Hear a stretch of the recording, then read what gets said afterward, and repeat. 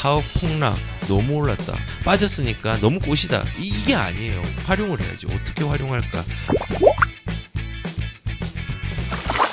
의왕, 화성, 용인 사업 폭락 너무 올랐다.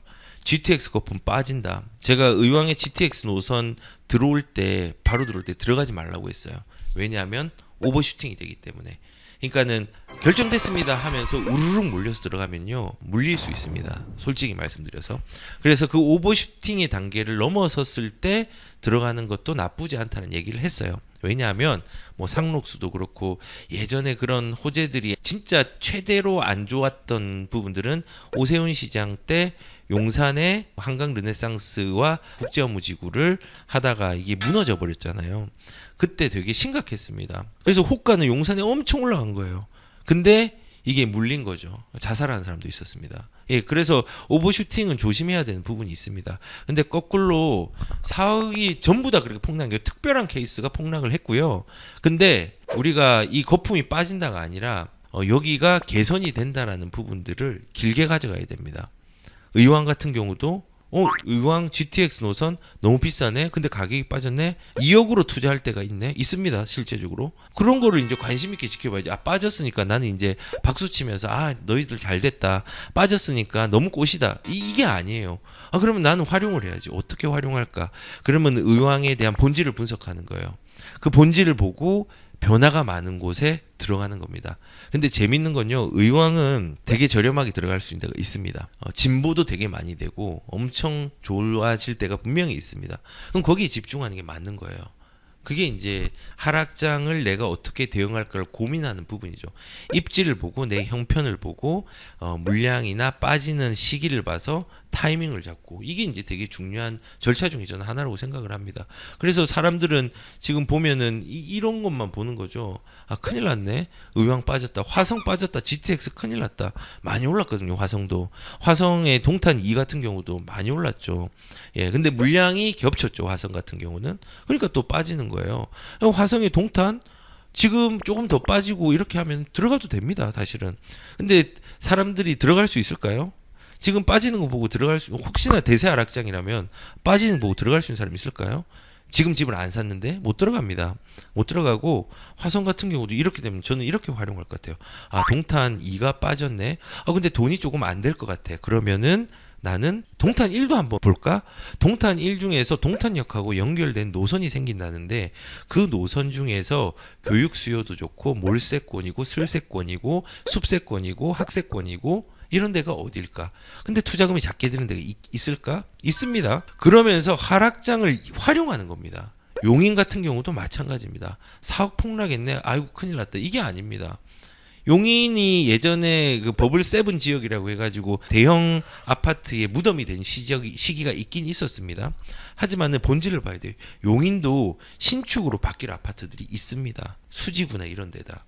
플랫폼 도시만 있는 게 아니라 구성역에 GTX 노선만 들어오는 게 아니라 거기에서 우리가 대응할 수 있는 게 되게 많습니다. 예를 들어서 그 위에 보정역도 있고, 보정역은 카페거리도 있고, 카페거리에 학군도 뭐 수지보다는 조금 못하지만은 학원가가 있고, 그리고 뭐 학교 초중고 다 있고, 그리고 분당과 가까운 라인에 있고, 그리고 보정역은 분당선이고 일제랑 연결되고, 그러면은 가격 비교해가지고 구성역하고 비교해서 뭐 틈새로 활용을 해도 되는 거예요. 그리고 거꾸로 수지 쪽으로 왔다. 수지 쪽은 신축이 될 수 있는 아파트들 준비되고 있는 것들이 많이 있잖아요. 그런 것들 가격으로 보는 거예요. 그래서 다시 한번 말씀을 드리지만은 빠진다에 집중하는 게 아니라 이 입지가 괜찮은지를 먼저 보고 빠질 만한 이유를 찾아내야 돼요. 물량이 많구나. 급등을 해가지고 쉬어가는 타이밍이구나. 이걸 분석한 다음에 활용을 하는 거예요. 다만 이런 건 있어요. 저기 뭐 삼척이라든지 이런데 1억이 빠졌어요. 그거는 들어가면 안 됩니다. 입지 가치를 보라고 한 게 그 말이에요. 거기는 사람들의 수요가 두텁지가 않은 거예요. 제가 부산도 그 얘기를 했잖아요. 수요층이 많은 지역은 오랫동안 가져가도 괜찮다. 수요층이 많은 데는 해운대, 수영, 남구, 그다음에 부산 진구까지도 괜찮아요. 그다음에 연제구, 금정구도 뭐 서금사 쪽도 사실은 괜찮아요. 그리고 동네 쪽 서금사가 금정이라고 하니까 별로 안 좋잖아라고 얘기를 할 수 있는데 사실은 서금사에도 재개발 지역 중에서 서금사뿐만 아니라 부로 시작되는 구역이 있습니다. 사업 진행 잘 되고 있는데 그런 지역하고 지금 온천 4구역하고의 입지를 비교하면 온천 4구역보다 입지가 좋은 데가 있거든요. 근데 온천 4구역은 부산에서 그 당시에 아파트 분양할 때 가장 비싸게 분양가가 측정된 지역이 온천 4구역 레미안이거든요. 그러면은 그런 데는 수요층이 있으니까 들어가도 되는 거예요. 그래서 부산은 수요층이 많이 붙는 데가 있어요. 그냥 부산 자체 수요층도 있고 전국에서 오는 수요층이 있어요. 대구도 마찬가지예요. 수요층이 있습니다. 대구 같은 경우는 사실은 주목해야 되는 게 정비 사업이 물량이 많은 곳을 주목해야 됩니다. 어디가 많죠? 그리고 상급지를 주목해야 됩니다. 대구 같은 경우 범어동 당연히 주목해야, 수성구 주목해야 되는데 우리는 놓치고 있는 게 중구 쪽, 도심 쪽 있잖아요. 도심 쪽에도 굉장히 정비 사업이 많습니다. 근데 도심하고 수성구와 연결성이 되게 좋아요. 좋기 때문에 그런 데도 집중을 하셔야 돼요. 물론 뭐 다른 데도 집중을 해야 되겠지만은 본질을 집중하셔야 돼요. 물론 지금 그 진입하라는 얘기는 아닙니다. 대구는 좀 여유가 있습니다. 실거주를 불가피하게 할 경우에는 진입해야 되지만 투자로서는 나중에 지금 뭐 미분양 있지 않냐? 있지만 지금 아파트 많이 없고 주상복합이 많아요. 아파트가 나오는 거 좋은 거 괜찮은 게 있으면은 여유를 가지고 나중에 이제 하셔도 되고 세종시 같은 경우도 본질이 되게 좋습니다. 오늘도 어떤 분이 세종시에 대해서 저랑 상담을 하셨는데 세종시를 되게 공포스러워하는 거예요. 근데 분양을 받았어요.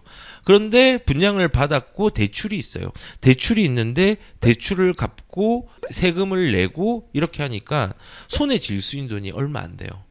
근데 이걸로 수도권으로 오겠대요. 근데 수도권이 이거보다 좋은 걸 못 사거든요. 왜냐하면은 투자금이 얼마 안 남아서. 그럴 때는 그 본질이 괜찮다면요. 여기가 하락한다에 집중을 하는 게 아니라 가격들은 나중에 다시 움직일 수 있는 시장에 오는 거를 집중해서 가야 되는 거예요. 그냥 하락한다 무서운 게 아니라 세종이 저기 뭐 안 좋은 지역이 나홀로 아파트가 아니잖아요.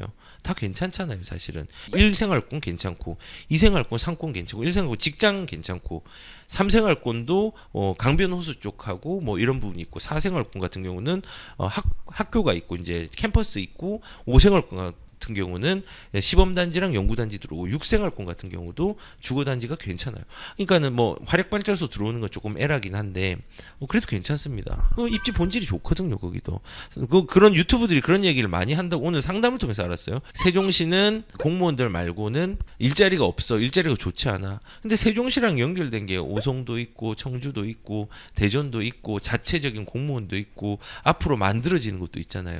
왜 부정적인만 보세요? 입지 가치가 좋고 이렇게 신도시처럼 개선이 되는데 하락이라는 건요, 그 공포를 이용하는 사람과 그 공포에 먹히는 사람이 있습니다.